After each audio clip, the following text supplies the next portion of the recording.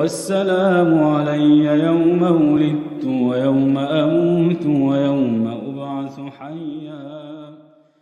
وصحبه ومن والاه.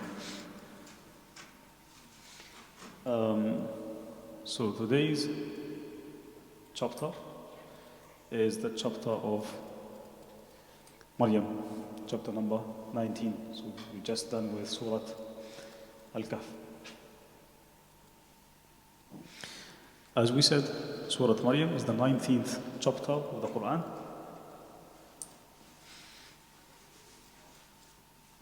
And it's a chapter that lies in the midst of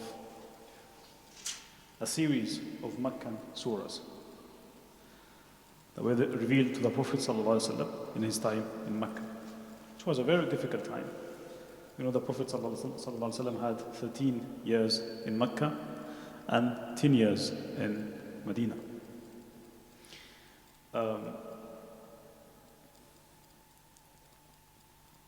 Surah Maryam is believed by the vast majority of Mufassirun, Quran commentators, to have been revealed in the second period of the Prophet's time in Mecca. Yeah, you're talking about like probably 6th, 7th, 8th year or something. And it comes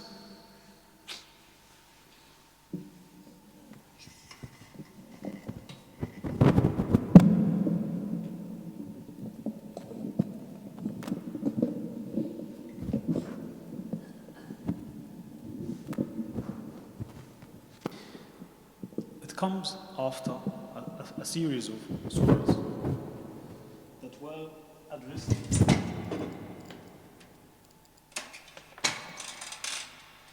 a very specific need that Prophet ﷺ had in Mecca. So we had, when you think of Surah Al-Baqarah, Al-Imran, Al-Nisa, Al-Ma'idah, Al-An'am, Al-A'raf, Al-Anfal, Al-Tawbah, up to At-Tawbah, all these are Medinan surahs. They address mainly social issues the Prophet ﷺ was facing in Mecca. The hypocrites, the different faith communities in Medina, and this and that. Starting from the story from Surah Yunus, which is the 10th chapter of the Quran. The tone of the Quran changes somehow to address the Prophet's time in Mecca. So he receives Yunus, the 10th chapter, and he receives Hud, the 11th chapter, and he receives Yusuf, which is the 12th, and then he has Ar-Ra'd, Ibrahim, Al-Hijr, Al-Nahl, Al-Isra, Al-Kahf, Maryam. And then we have Taha, Al-Anbiya, Al-Hajj, all these chapters. But if we may focus on Maryam, what is happening in those surahs is simply that the Quran is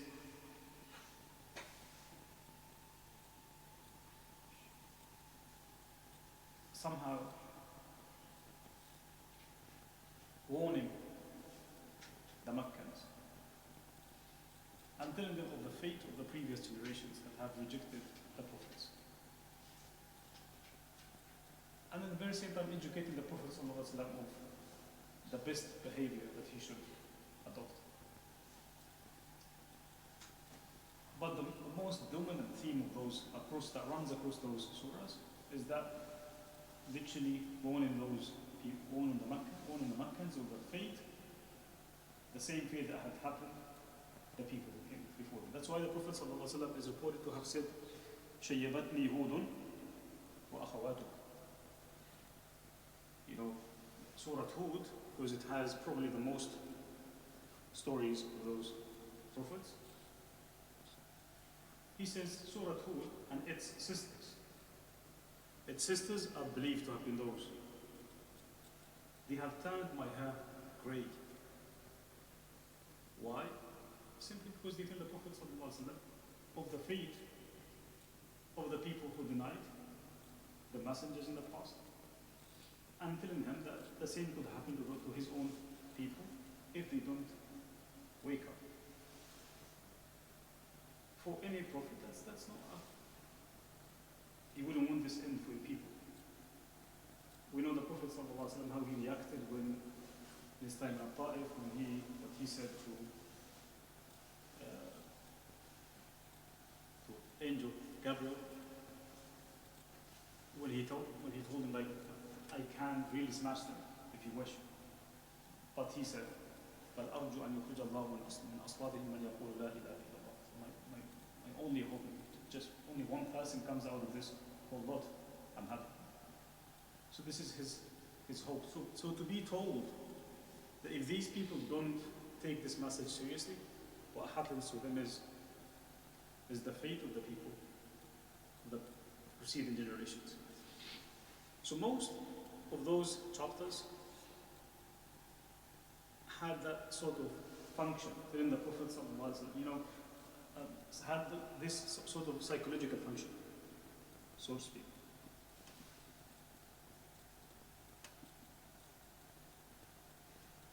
What do I mean by this? It's somehow, in a way, you feel in the Prophet apologies. Those chapters are telling the Prophet some sort of a historical narrative. This is the case. This is what happens to those people if they don't take heed. Surah Maryam changes this narrative a little bit by playing some sort of a psychological function. But before I talk more about this, I would want to hear from you. Like, did you guys have any chance to read the chapter in its entirety? Surah Maryam? Who managed? Yes, yeah. Who else? No one. Surah Maryam. Who managed to read Surah Maryam this week? 3 weeks ago. No, this week. I mean, in preparation for this class. Just Ahmed? And is that you did as well with the other any other names? Okay. Let's hear from Zainab. What do you have to say? What do you think of the theme of this surah?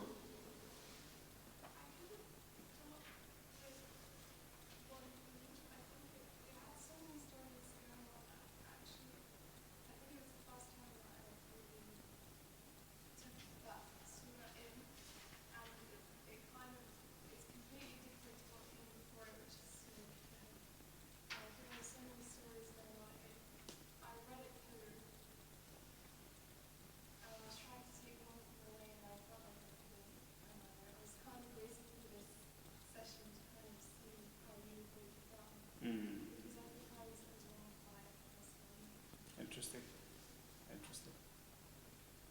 So you couldn't come up with any sort of unifying narrative in the surah. That's a good answer you provided. It's not an easy surah, even though it's shorter compared to Al-Isra or Al-Nahl or Kada, but it's not easy. That is very short. Okay, Ahmed, any hopes? I also sort of struggled with it.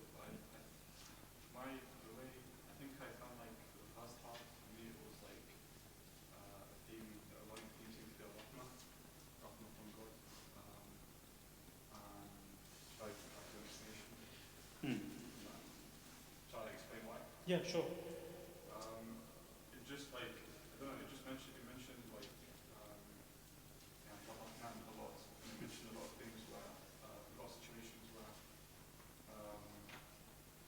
examples. For example, Sayyidina Zakaria when he asked his Lord for favor, basically to give him someone to follow him, and it's like Rahman from God. He gave it to him. Sayyidina Maryam, and then the example of the tree, for example.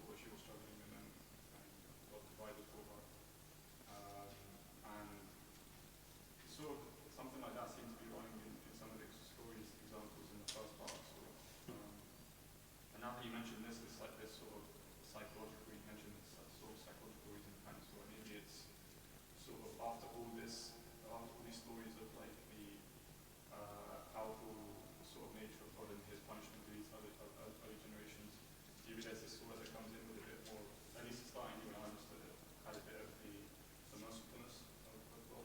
And yeah, that's sort of how I understand some of the stories, like with Sayyidina Musa, for example, him giving his brother, making his brother prophet, all of it, it was always said about Medina and stuff like that. So that was how I saw the first half. The second half seemed to be just sort of telling the prophet that, I mean, or just saying in general, some people, how can they do such things, and these people will punish the people that do wrong and can sort of, so just don't sort of worry about them too much. We'll punish people who do wrong, and people that do good, we know what they're doing good, and we'll sort of treat them well for what they're doing, sort of thing. But I didn't really manage to understand, I didn't clearly link it exactly sort of to in my head and mind. Wonderful. Thank you so much, Ahmad. That's a wonderful conclusion, and definitely the theme of Rahmah is one of the most, if not the most dominant theme of the surah. Actually, Surah Maryam has the most mention of the name Ar-Rahman in the entire Quran. I don't know, it's up to 10 times, and with its derivatives, you're talking about 19 times, 19, 20 times or something. So literally the most surah that has the mention of Ar-Rahman.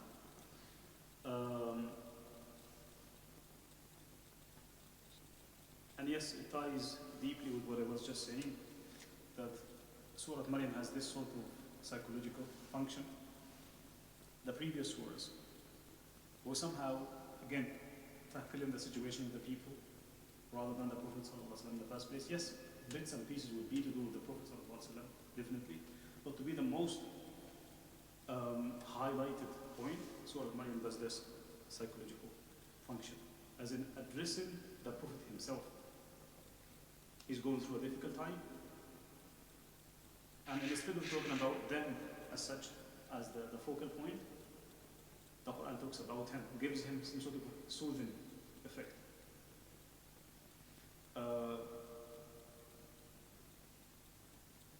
We see this clearly in the second verse to the surah. ذِكْرُ رَحْمَةِ رَبِّكَ عَبْدَهُ زَكَرِيَّا. Remember how the mercy that Allah had shown your Lord, the mercy that your Lord has shown to his worshipper, Zakaria.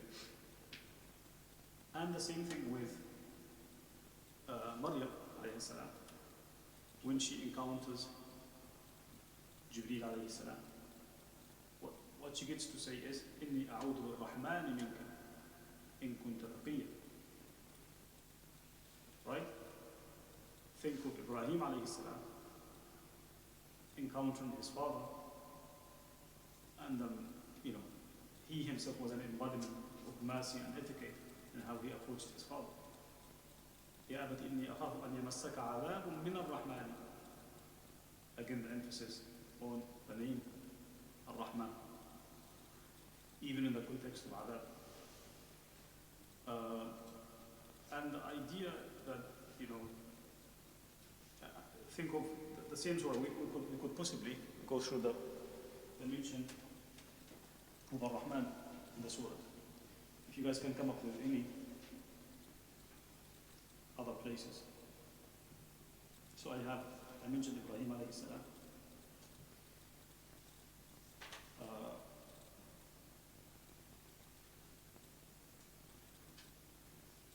وَوَهَبْنَا لَهُ مِنْ رَحْمَتِنَا, as you said, Ya Ahmad, and we granted of our grace to him. The same thing with Moses. وَوَهَبْنَا لَهُ مِنْ رَحْمَتِنَا أَخَاهُ هَارُونَ نَبِيًّا. Out of our grace we granted him his brother Harun. إِذَا تُتْلَى عَلَيْهِمْ آيَاتُ الرَّحْمَنِ. When the revelations of the Lord of mercy were recited to them, normally the Quran would use ayatu rabbika ayatina or something. Right? جَنَّاتِ عَدْنٍ الَّتِي وَعَدَ الرَّحْمَنُ عِبَادَهُ بِالْغَيْبِ. They will enter the gardens of lasting bliss promised by the Lord of mercy.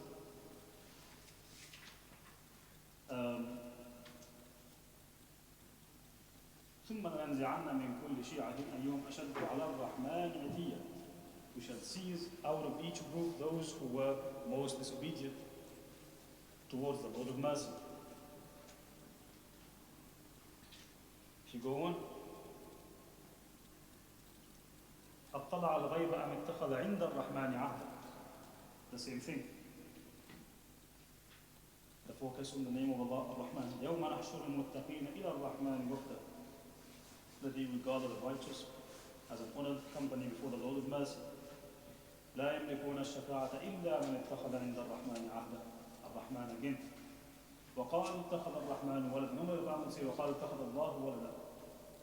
Now it says, the disbelievers say, the Lord of mercy has offspring.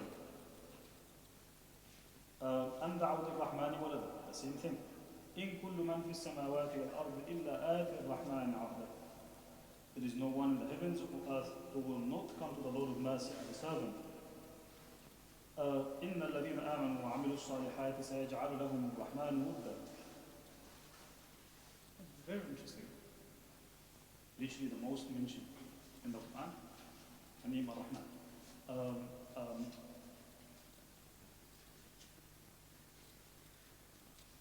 Not just ar-Rahman that is emphasized in the surah, but also the idea of hiba, the hiba, grant or the gift. But God did not leave those people, those prophets, alone. He was always by their side. Even in the most impossible, most difficult times, think of Zakaria alayhi salam, losing hope in having a kid, a son, or more precisely a successor, as a leader to his community after him. Maryam alayhi salam, facing these difficulties, Allah tells her, you're not going to be alone, and actually what happens to Maryam remains a miracle that stays with the entirety of humanity after that. Same thing with Ibrahim alayhi salam. Think of him leaving his father and having this feeling of being left alone and migrating and this and that. فَلَمَّا اعْتَزَلَهُمْ وَمَا يَعْبُدُونَ مِن دُونِ اللَّهِ وَهَبْنَا immediately after he left them, he abandoned them, we were there for him. The same thing with Moses, he wasn't left alone. The same thing with Ismail and Idris, even though there isn't much in the chapter about Ismail and Idris.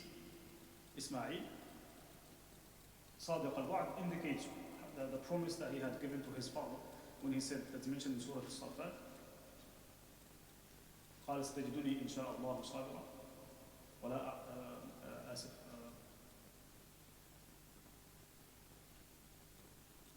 إني أرى في المنام أني أذبحك. When Ibrahim said to him, I repeatedly get to see a vision, a dream of you being slaughtered by me. فانظر ماذا ترى. Let me know what you think.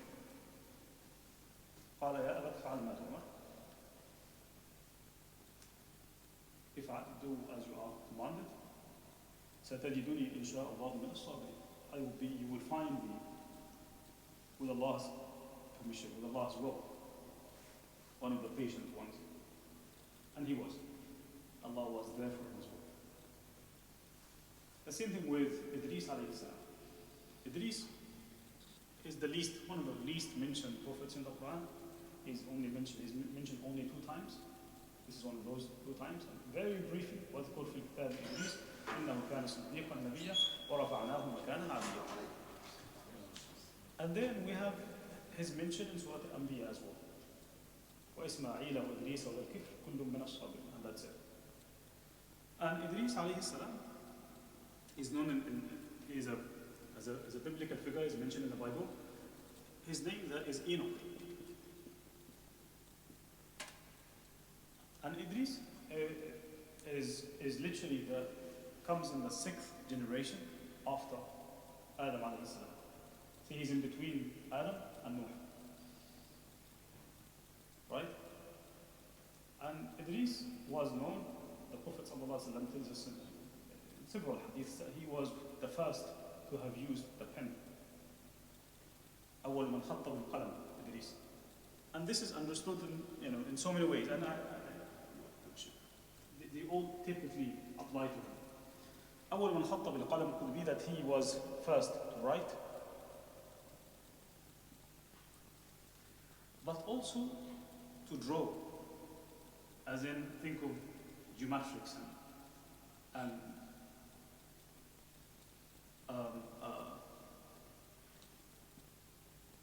as in drawing lines. And he was first, according to the most dominant accounts, he was sent to present-day Iraq,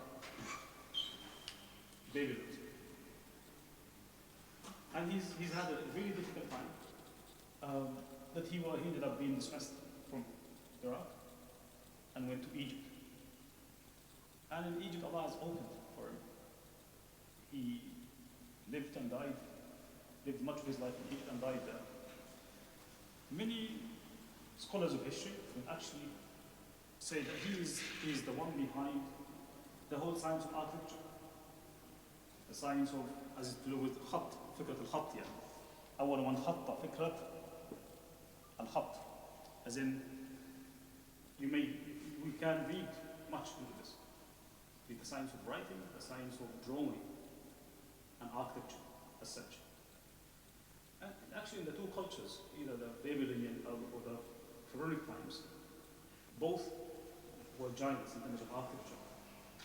So Idris alayhi salam left Iraq to Egypt, and again Allah has opened for him that he becomes literally the father of so many sciences that came after that. Again, many scholars would actually say that his name, his Arabic name, comes from the verb darasa, which is to study and train, which again speaks of his own legacy in terms of scholarship and architecture and this and that. So Idris alayhi salam again is another, and then maybe inshallah when we'll come to the detailed analysis of the surah, which will cover much more of his life and why he's being mentioned in this context.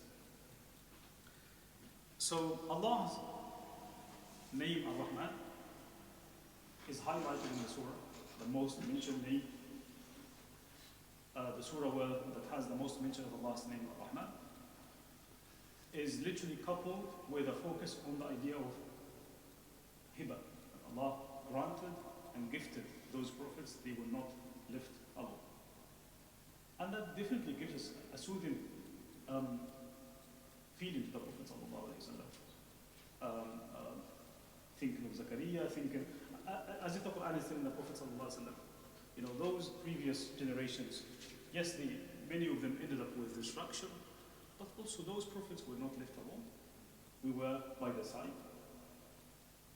And you may also read into this that this surah was somehow preparing the Prophet ﷺ for his migration from Mecca to Medina. So it's not working here. Probably it's time to move.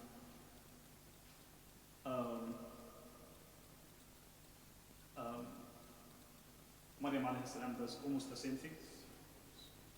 فانتبذت من أهلها مكانا شرقيا. Left her people. Ibrahim alayhi salam وأعتزلكم. So there is another thing here, the idea of secluding yourself. وأعتزلكم وما تدعون من دون الله وأدعو ربي فلما اعتزلهم. It is this. Musa alayhi salam, the same thing. Leaves Egypt for more than 10 years. And you may read the same thing into Idris' life. So telling the Prophet those prophets, they had difficult times, but they were equally not left alone. As we've seen, the theme of Ar-Rahmah is highlighted in the beginning of the surah, at the end of the surah, in the middle of the surah, the divine name of Ar-Rahman, and also the idea of Wahab or Hiba, those people not left alone. So that is an important dimension of how Allah subhanahu wa ta'ala trains, educates the Prophet ﷺ and reforms his so to speak, trains him for what he was going through, but also what is to come in Medina. If you relate this to Surah Al-Kahf, Al-Kahf is more focused on giving the Prophet ﷺ more of the universal laws that run across this world. Think of the idea of fitna al-mal, the fitna of power, the fitna of knowledge, and this and that. But this is more directed to the Prophet ﷺ, addressing his psychological need, which is something that, just if you visualize the Prophet ﷺ, he needed something like that. That's why we all feel the same soothing effect when you read Surah Maryam. There are surahs in the Quran that are of this nature. Think of Surah Yusuf, Surah Ar-Rahman. They do have this nature. Surah Maryam is of this nature, definitely. And again, much of the Quran was of this case, as in addressing specific needs the Prophet ﷺ was going through, which is something that did not resonate with the disbelievers of Makkah, as in they were expecting the Quran to be fully reading, not revealed in separate times and this and that. But Allah subhanahu wa ta'ala, again, part of the reason that the Quran was revealed across those 23 years is addressing the needs of the Prophet ﷺ. Otherwise, imagine if the Prophet has the whole Quran and he goes through a difficult time, he doesn't know where to find the guidance. So if you are immediately supported by revelation coming to you, that's much more soothing in terms of feeling supported. As opposed to, you have the Mus'haf, you go and locate, think of us today, how we may relate to the Quran. If you are going through a difficult time, what do? You normally, either you pray, or you go to read the Quran, and you try to reflect and this and that. Sometimes you read, but nothing is opening. You don't get the point, or nothing is addressing the particular need you have. Imagine if the Prophet had this whole Quran in hand, and he's going through a difficult time. If he does what we are doing now, it will be much more difficult for him. It doesn't have the same soothing effect.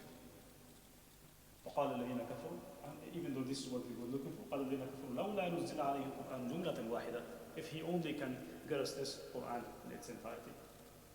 Allah says, كذلك لنثبت به فؤادك. We are revealing it to you in pieces, mainly because this is how you want to, somehow stabilize your heart with it. Otherwise, it becomes more of a scholarly exercise. Every time you go through a difficult time, politically, socially, or psychologically, you go and look in the Quran. Allah says, and therefore you all the time. So that's an important dimension of the surah. That's my own take on the theme, which I completely see eye to eye with you, Ahmed.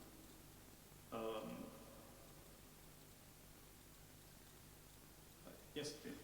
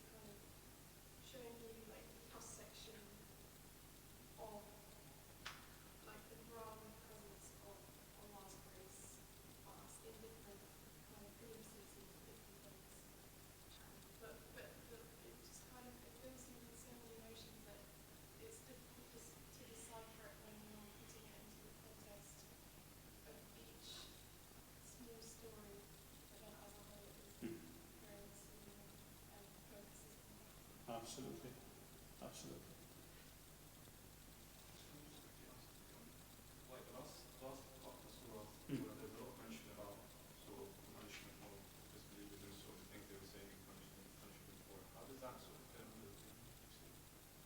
after the prophets. After the mention of prophets, yeah. That was the part that sort of confused me. Okay. That would take the atomistic reading, the more analytical reading. We'll get into it inshallah. As in, there is if you look into this verse, that's a good question. Verse number 58 says, "These were the prophets that God had blessed from the seed of Adam, of those we carried in the ark with Noah, from the seed of Abraham and Israel, and those we guided and chose. When the revelations of the Lord of mercy were recited to them, they fell to their knees and wept.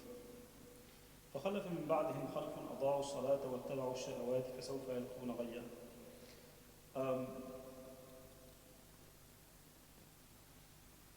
The discussion that is to come, somehow, to me, it continues that sort of psychological function. As in, what happens after those prophets? The next quarter, which is literally 2.5 pages, addresses the nature of the human. ويقول الإنسان إذا ما مت لسوف أخرج حيا أولا يذكر الإنسان أنا خلقناه من قبل ولم يك شيئا. Blah blah blah. Which somehow reminds the prophets the same soothing effect, as in, despite the fact that those people had seen those prophets that were blessed with such supporting proofs, they were yet divided. Some of them benefited, and others did not pay heed. فخلف من بعدهم خلف. Then why those that came after them did not get the message and actually deviated from the right track? The way you read the second half of the surah is literally into this. What did we make of those earlier revelations, and what happened to those prophets? Did we take heed or not? And the people who took heed, Allah is saying, such was the destiny was the تلك الجنة التي نورث من عبادنا من كان تقيا. And the destiny of those who did not pay heed and actually rather became arrogant. And that's why it addresses the people of Mecca more particularly in the last page. Telling them that you need to really give them some sort of heads up as to the end that awaits them. But the idea of فَخَلَفَ مِنْ بَعْدِهِمْ خَلْفٌ, what happens to those people after those prophets? Did they take any heed? Did they know which side of history to side with? They did not. Or those who didn't, their destiny was hell. The destiny of those who paid attention was paradise. That makes sense. Again, with an emphasis, more particular emphasis on the idea of Rahmah, on the Rahman. Yes, Islam. Is this like an expanded version of Surah Al-Maryam? Is it sort of expanded on Surah Al-Mu'minun? Where Surah Al-Mu'minun is like, it talks about two nations, the nation of the good people, and then all the people who are astray. And then here it's like the good people are all the prophets. And is it expanded on, or is it not really? Interesting. There is definitely some overlap. Because it looks the same to me, at least. I thought, it looks very similar. And the main difference here is that Allah explicitly is telling us that the prophets are all connected. And like it's all generational. That's true. That is the point, the overlapping point. But the immediate recipient of this message is the community of believers. When the recipient of Surah Maryam is the Prophet himself, as in, that's why it's called actually Surah Al-Mu'minun, the believers, or the community of believers. So it somehow addresses the needs of the Muslim community, the believing community. And that's how it begins, قَدْ أَفْلَحَ الْمُؤْمِنُونَ. And with the focus, we often said, whenever, we often get the question, why does the Quran repeat stories? More particularly the story of Moses, it's almost everywhere. Moses is the most mentioned prophet in the Quran, more than 120 times. The thing is, when the Quran repeats those stories, you don't get this. It's always a different point of the story. The point that gets emphasized is the one that serves the theme of the story. If you look at Surah Al-Mu'minun, the first story that is mentioned is the story of Noah, followed by a brief mention of Moses and Jesus. And that's it. There isn't much mention of any more prophets. But the focus is primarily on the reaction of the people rather than the prophets themselves as such. Surah Maryam focuses more on the figures of those prophets. Wallahu a'lam. But that's a good comparison. Any other points, questions? Oh yeah. Nothing? No revelation yet? Yes, yeah. I just have a very quick question. No. It might be a bit broad. Feel free to not answer it, or maybe just do it at the end of the session.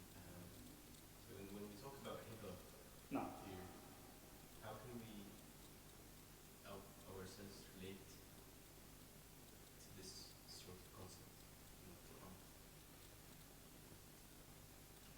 What do we make of this as in us ourselves?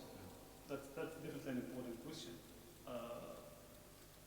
The Quran, whenever it discusses the situation of the prophets and the communities,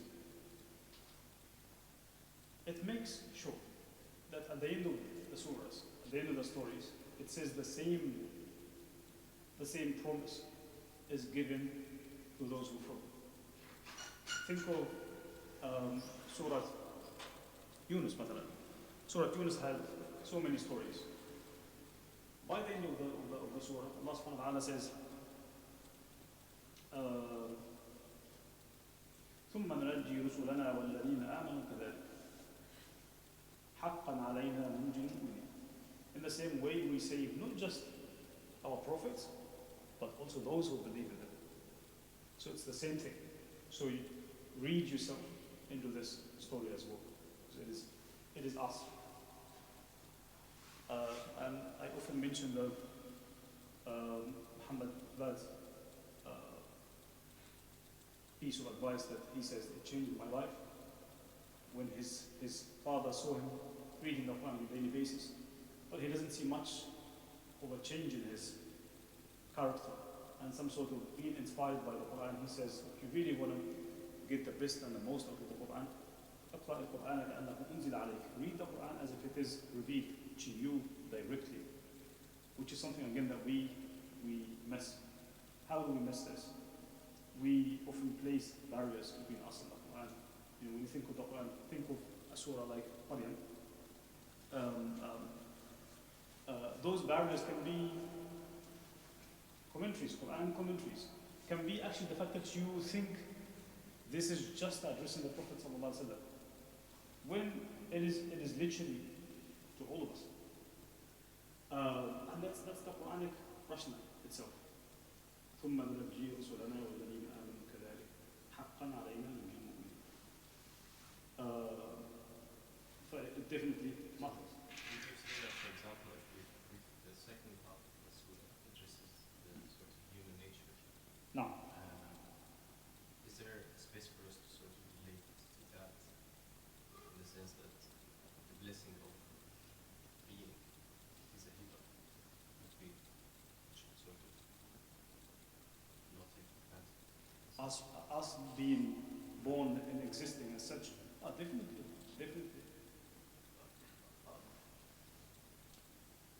But the hibas and the gifts that Allah has given us are a lot. Scholars always differentiate between two primary blessings that Allah has given humans. The first one is ni'matul ijad, and the second is ni'matul imdad. So the fact that Allah has created you is the most primary one. He could have created you without, and left you alone. But the fact that he kept providing, al-imdad, on a minutely basis, like every single second he is there for you. So there is definitely a sense of hiba, and he doesn't have to do that. So that's the same thing applies indeed. I'm just going to Yes, add to, sure. to this bit. I heard something that I thought was really interesting because with DNA now, all these DNA combinations are numbers. So the probability, the chance that your number came up to exist is less than 1 in hundreds of billions of a chance. So this is how special each and every one is, just to exist. Absolutely, absolutely. In terms of numbers. Indeed. We do take this for granted as humans. Can I ask just Sure, one thing? sure. Because the Quran mentions al-asbab No. a lot previously in Surah Al-Kahf. ثم أتبع سببا. No. Always you have to do something for Allah to provide you with something or to open the door for you somehow. Yeah. How does this compare to the idea of hiba? Okay. So, for example, Maryam, whenever Zakaria goes to her mahram and he asks her, أَنَّ لَكِ هَذَا? And she says, هَذَا مِنْ عِنْدِ No. No. So, how is this balance? When does this happen? Sure. That's a very important question indeed. Like as in the idea of hiba, Allah is gifting us something, as opposed to us earning things. And that actually manifests in so many things in Islam. The choice, Allah chooses certain people to be prophets, Allah chooses certain people to be blessed with specific things. The thing is, with many of those questions, we often approach them from the wrong side, as in from a one-sided perspective, as in it has to be either this or that. Either this is gifted from Allah, or it's earned by us. When the Quran tells us that no one is given something for no reason, as in the Quran says, Allahu a'lam haythu yaj'alu risalatahu.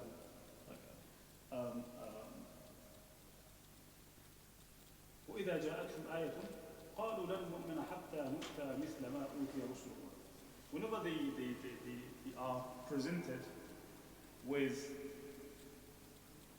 a miracle or a sign, what they say, we're not going to believe until we ourselves receive the same thing. Allah says, you know the same prophets, you know those prophets. Allahu a'lam haythu yaj'alu risalatahu. Allah knows that you're not really the ones who deserve this. Right?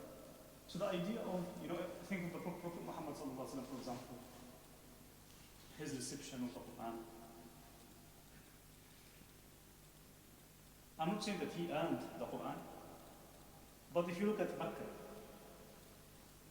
if you are to grant one person this Quran, it would be the Prophet himself. If you, as a human, looking at him as a person, the people calling him as-Sadiq al-Amin. But somehow people could recognize that this man is so special. Right? So it's somehow a combination of both. So we're not saying we earn things. Sometimes you do things, but you never know. You just expect Allah grants people and gifts them different things. But He gifts them also because they exert efforts. So Allah would not shower someone who's not bothered about anything. who's not taken any or making any efforts, normally, like in his sunnah, he doesn't do that. So it's somehow a combination of both. So when the Quran speaks of hiba, think of all those prophets, including Maryam alayhi salam. They themselves, they lived a very devoted life. So they somehow, I don't know, they did their best somehow in terms of dedication. Even with Maryam, we would see how she herself was an embodiment of this, when she was asked, so that's again the theme of, using the means that Allah has provided. So it's somehow a combination of both. So that, but just that sort of either or thinking is not always a good starting point. Any other thoughts, ideas?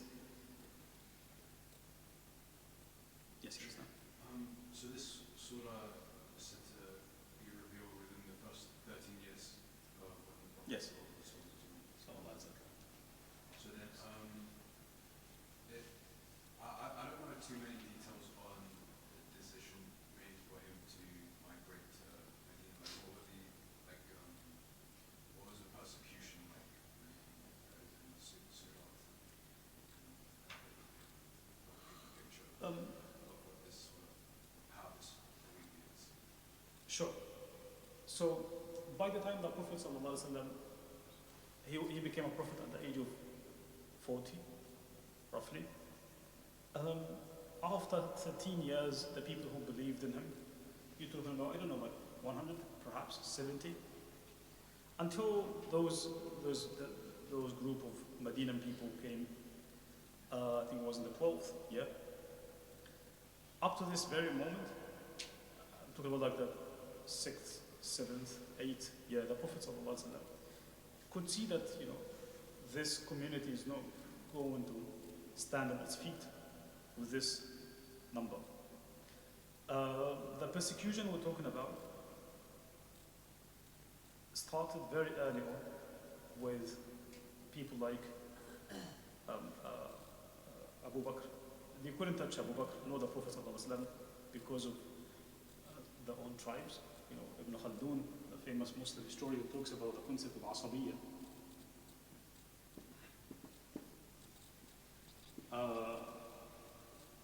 Somehow can be translated as the team spirit, or the support the Prophet ﷺ would get from his tribe. So they couldn't touch the Prophet, they couldn't touch Abu Bakr due to the asabiyya they had because of their families. But they literally persecuted everyone else the people who did not have any sort of support. And these were a lot of people. But mainly, these were mainly either the slaves or people who are poor or do not have much support. Think of Bilal, Suhaib, Ammar ibn Yasir. These companions were quite weak, little support, slaves, and they literally tortured. Some of them were literally killed in front of the people. But things exacerbated towards the end of this period, because the two primary sources of support that the Prophet ﷺ would have throughout this period, that is his uncle Abu Talib, has passed away in the 10th year, and his wife Khadija also died.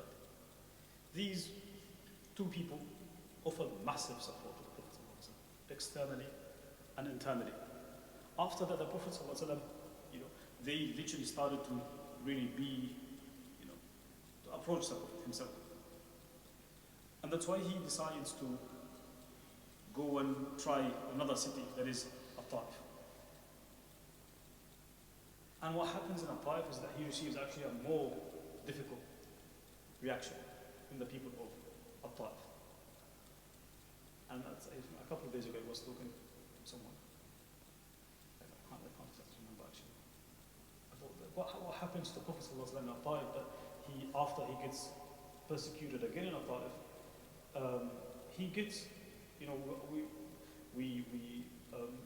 that young man who approaches the Prophet ﷺ after he left Ta'if and stayed in the shade of a garden.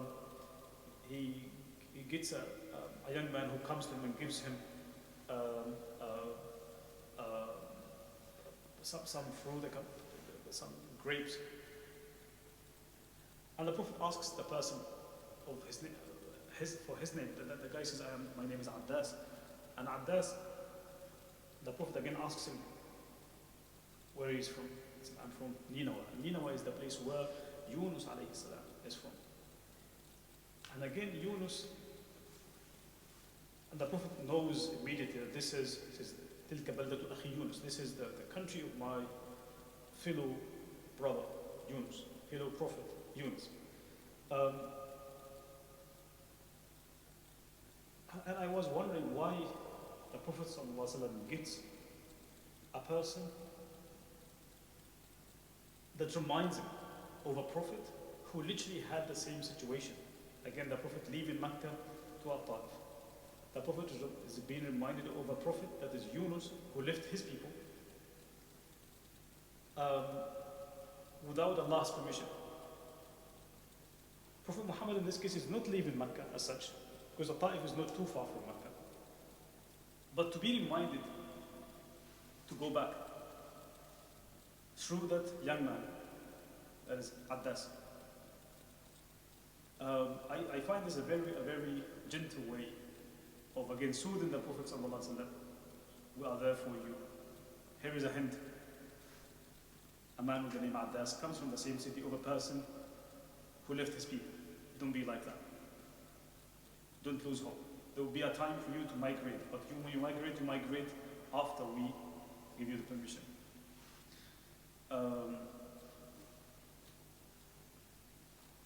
Surah Al-Isra gets revealed after this, by way of taking the Prophet ﷺ into a journey. That journey again adds more of a soothing effect, plus this. And then the Prophet gets to migrate from Mecca to Medina. That's the context, briefly. The escalation of the punishment, of the persecution, beginning from the slaves and thinking of Bilal and others, and then escalating with the passage of time until he loses his key sources of support. And then it becomes unbearable to live in Mecca. So that is the context of the whole thing. Yeah, no problem. Any other point? Yes, we. I think it was sort of a message that Ja'far ibn Abi Talib, he recited to Malik al-Habash, and they immigrated to Habash. So he recited verses from Surah Maryam. It seems it has clear messages to Christians and other people as well. Indeed. Absolutely. That's the reason I emphasized, the psychological function of Surah Maryam. This is not the only way we can read this. You can read what Abu Jamal is calling, can be termed as a theological function.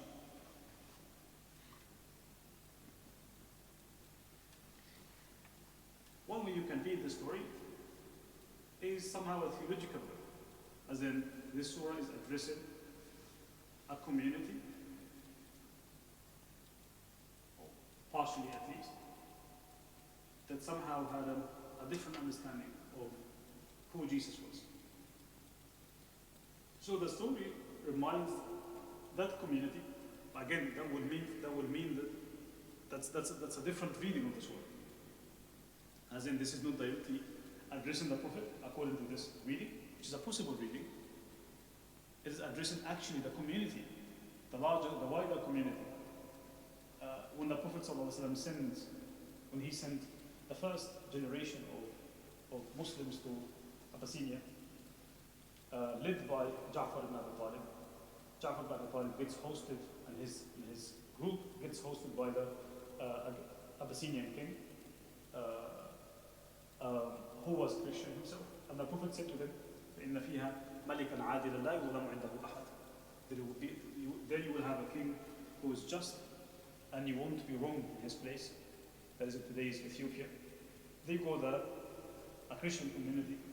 Surah Maryam. Abu Jamal, are you saying that this could possibly be revealed within this context? Surah Maryam? Possibly. Possibly. But Ja'far ibn Abi Talib, when he recited this passage of Surah Maryam to the king of Abyssinia, he must have heard the Prophet ﷺ reciting this chapter ages ago, back then in Mecca. As in, he knows that chapter. Was the surah preparing that community? Perhaps. Preparing that group that would be traveling to migrate to Ethiopia? Could be. And hence, the surah has a message to the Christian community in the fact that it is reminding them of who Jesus was, who Maryam was. And we are told by various traditions that the king of Abyssinia, when he heard that passage of Surah Maryam, he says, "Allah, هذا والذي نزل على عيسى لا يخرجان من مشكاة واحدة." They both come from the same source. That's one narration. Another narration says, "Tallahi لا يفترق." Along those lines, لا يفترق هذا عما أنزل على عيسى إلا بقدر هذا العصر. As in, very subtle difference between what has been revealed to Jesus and what has been revealed to Muhammad. And then the surah, by the end of it, it somehow touches upon this. وَقَالُوا اتَّخَذَ الرَّحْمَنُ وَلَدًا. Again, we are listening to those people who believe that God has a son. But also, the people of Makkah had believed in the same thing. Actually, they were more into this. When the Quran, didn't they say al-malaika banat Allah, وَجَعَلُوا الْمَلَائِكَةَ الَّذِينَ هُمْ عِبَادُ الرَّحْمَنِ إِنَاثًا أَشَهِدُوا خَلْقَهُمْ وَتَكْتُبُ شَهَادَتُهُمْ وَيُسْأَلُونَ. So it was a common belief in Makkah that God had children, and those were angels. Angels are daughters of God, so to speak. So, could we read Surah Maryam in this theological light? There is a possibility. But what may challenge this reading is, first of all, it doesn't have to be one single reading. You can read so many readings, so many interpretations, so many messages in the same surah. But given that we are trying to get the overall theme, what may disturb this is the fact that why does other prophets get mentioned in this same story? Well, how do I make sense of Ibrahim? How do I make sense of Ismail in the midst of this? How do I make sense of Idris? Again, it doesn't have to be an either or thing. But that would relate more to the analytic tafsir. But then, I do see where you're coming from, which is more of as I said, a theological reading, as in it's to do with the nature of God, as in the surah is again reforming how people think about God. Who God is, especially when it comes to Maryam and Isa, and by the end of the surah, if you are to read this as a reference to the Christian community. But thank you, that's an interesting perspective indeed. That's a theological reading. So we had a psychological reading and a theological reading. So can we have any other readings? Historical, I just kind of wasn't thinking. Historical. In what sense? I mean, some of the stories of the prophets and what happened with them. Not really. But that's the thing. What do you make out of history? Like with Maryam and Isa, that's a historical fact, right? What do I draw out of it? Do I draw a theological message or a functional, a psychological message? What do I make? That's why history is dangerous in the sense, what do you make out of it? You may draw a political message actually from it. you have, it could have a political function. In what sense? Think of Zakaria asking for a leader to come after him. Right? The formation of the Christian community. Ibrahim a.s. establishing another community, half of his people. Moses, Ismail starting a whole new nation. Idris, the same thing, leaving his country to another country to build civilizations. Idris is a man of civilizations, literally. And then the Quran says, فَخَلَفَ مِن بَعْدِهِمْ خَلْفٌ, that these were community builders, literally. That's a political function, the formation of religious traditions and the impact in history.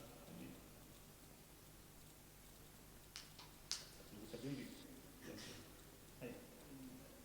I remembered we had a discussion with one of the guys recently on your use of the word religion and tradition. Yeah. So we wanted more insight on that. As in, what's the difference? And when you say Islamic tradition, do you mean Torah and Deen?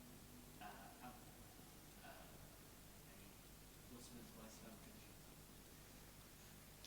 That's a good question. When we say the Islamic tradition, the word tradition comes from a Latin word that is known as the tradium, T-R.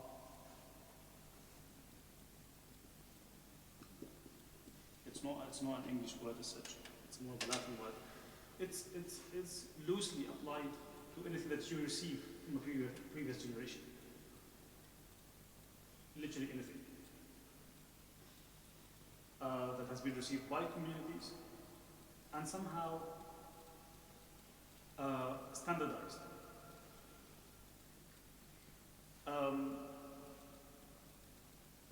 There's an overlap between tradition and religion, but I try as much as possible to move away from the usage of the term religion because it's not value neutral in the sense that it has an element of imitation. You're just imitating what you've received somehow. While tradition is more neutral, something that you've received. Am I critical of it? How do I make sense of it? That's a different question. So tradition, the word tradition is more neutral than the word religion. But the word religion is the most common at some point. I mean, either way I would, if we can use the word deen, if everyone can understand the word deen, I would rather use deen. Replacing the two words that is deen, religion and tradition. But deen, inshallah, at some point it gets introduced to English dictionaries, because the word deen is very, very particular. Dr. Mohammed an Egyptian philosopher who died in 1958, had a really, really important book called Ad-Din. مقدمات تمهيدية في دراسة الأديان. He talks about the origin of the word deen and why it is the best alternative to those words like religion and this and that. And to indicate why the word deen is very particular in nature. Hopefully, inshallah, we'll get to use this more commonly. Although the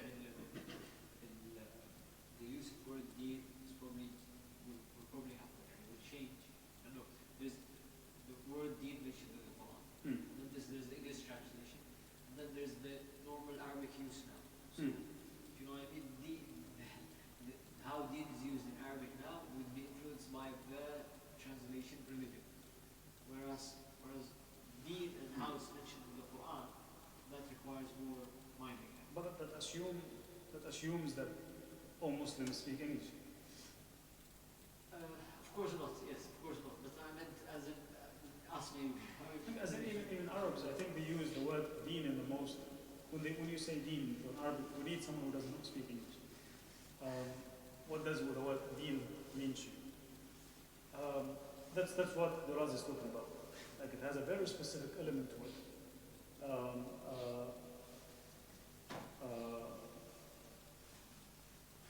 So it's just like, yes, I do take your point. The word deen in Arabic is very ambiguous to Judaism, but at least it's a more correct term. The Quran uses it. because it literally, the reason the word deen is to me is more, and to Daraz of course, is more appropriate. It somehow indicates the idea that you are indebted to someone, that is Allah. You think of ad-deen, ad-dayn wal-madeen, comes from that. So you are bound to pay that, right? When religion is just about the word religion or the word tradition, what it indicates is just the idea of reception. I've received this from previous generations, and that's it. And also the word religion is very tied to a very specific European history, where religion is viewed in a very specific way. I mean, I definitely think we should move away from it. The word religion. To the European mind, it has a specific connotation. But again, I mean, the dominant culture still uses it, the word religion.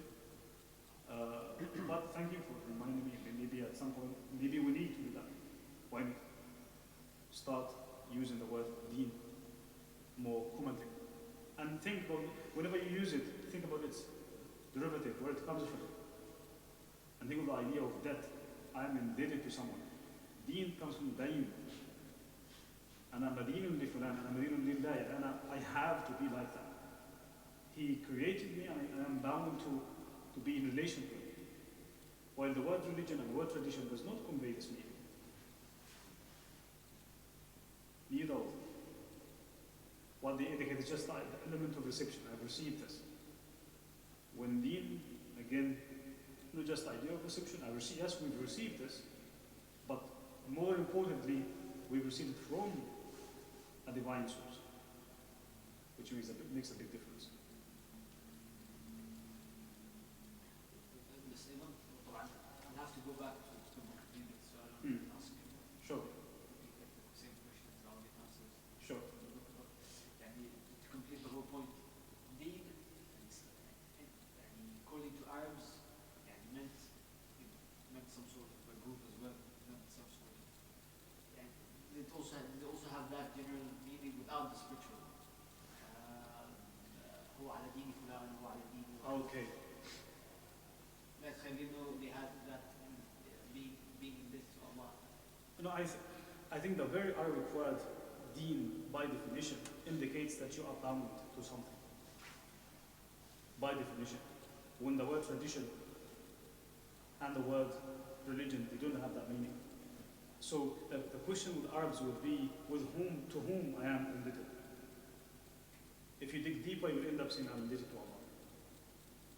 So that's why I often emphasize the idea of the linguistic origin of a specific word. If you dig deeper, you'll get to know the essence of it.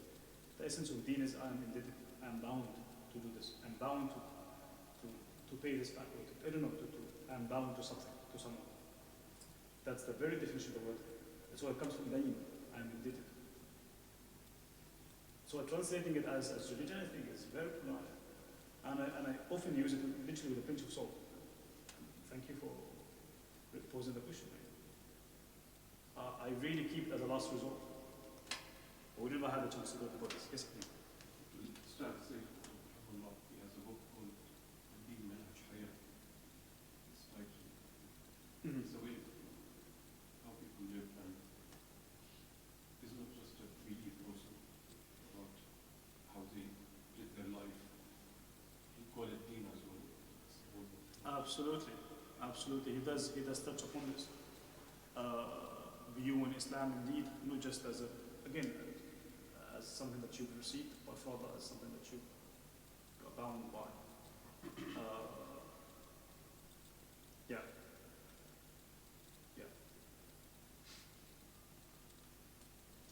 Something I noticed also, again, Surah Maryam, just coming after Al-Kahf, both highlighting. So in Al-Kahf, it highlights لِيُنذِرَ الَّذِينَ قَالُوا اتَّخَذَ اللَّهُ وَلَدًا. So the claim of Allah having a son. And not having a son, having kids. That's why I'm saying this is to me, to read this as addressing Christians is somehow a remote one, a remote interpretation. Why, when the Quran speaks of Christians, or groups of Christians that believe in this way, it often says,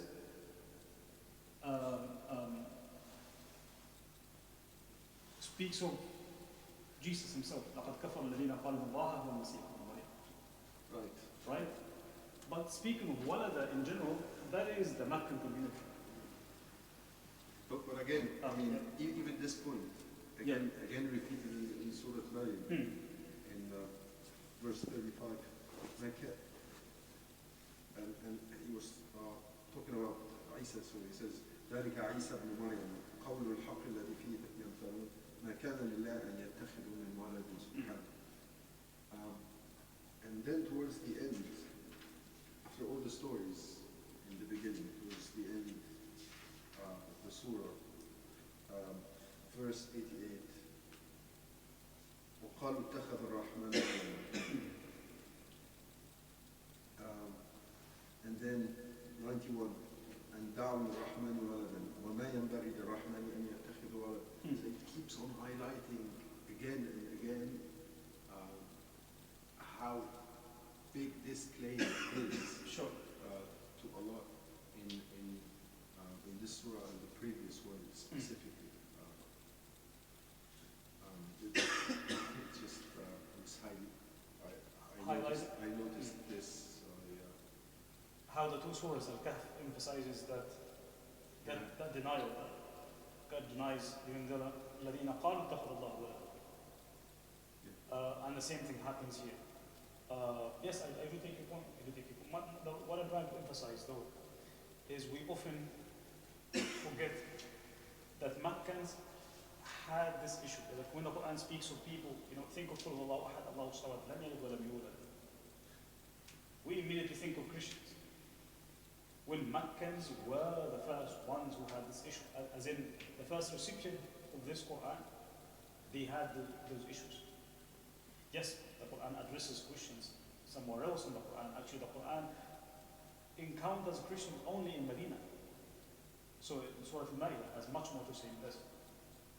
Right? Discussions with several Christian delegations and Surah Al-Imran equally.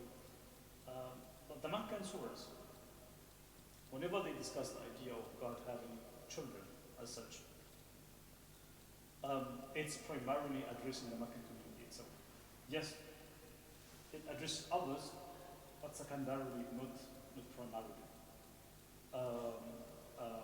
Otherwise, the Prophet did not have Christians to deal with in Mecca. It was mainly, that's why it is important to really read the context. That's an important point. Thank you. Like how the Quran comments by saying, "Ma kana lillahi an yattakhidha min walad." Indeed.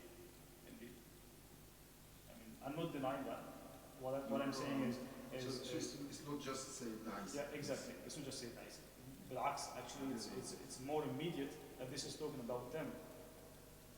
And it's literally mentioned in Surah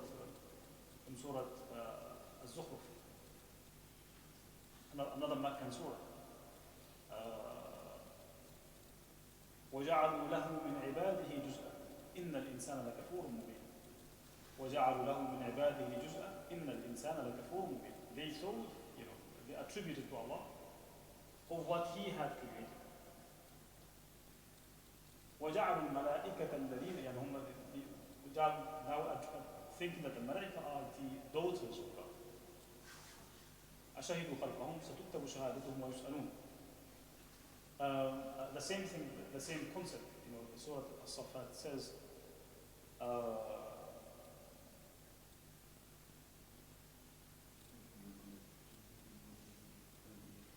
that's a Zuhr. As-Saffat فاستفتهم that's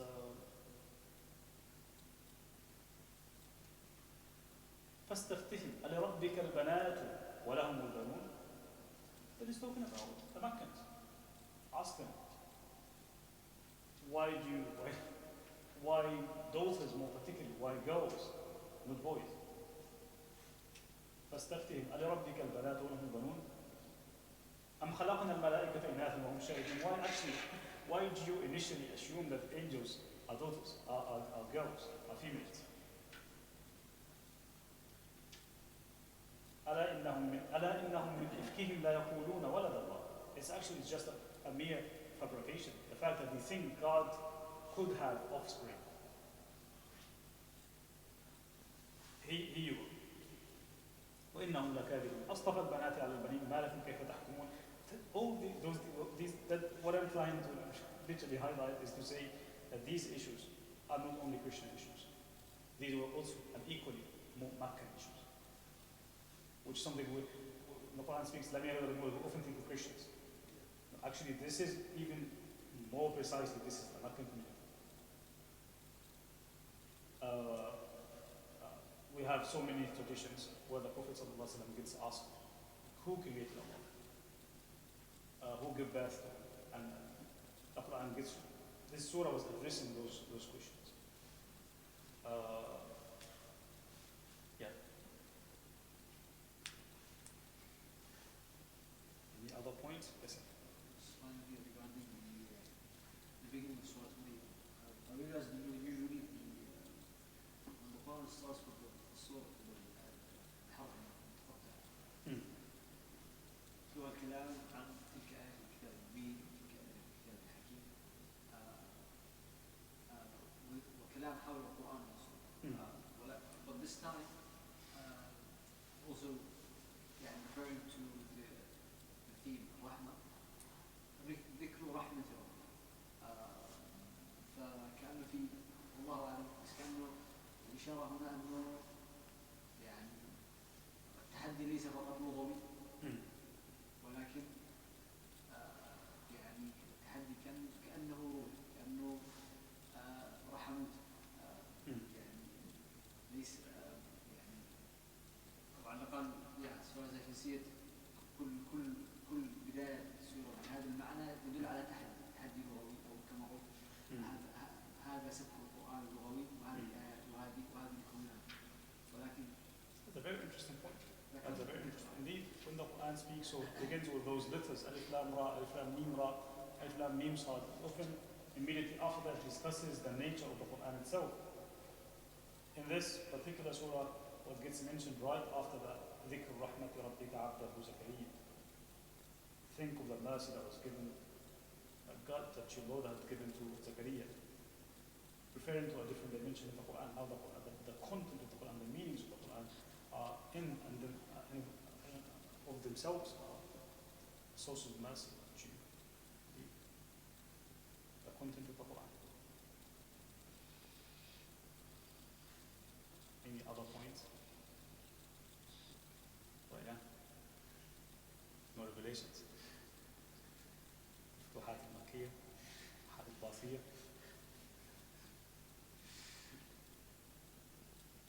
Okay.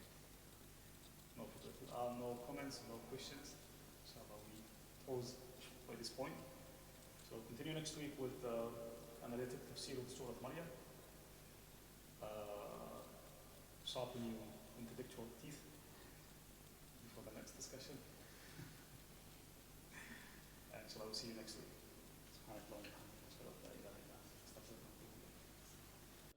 جعلني مباركا أينما كنت وأوصاني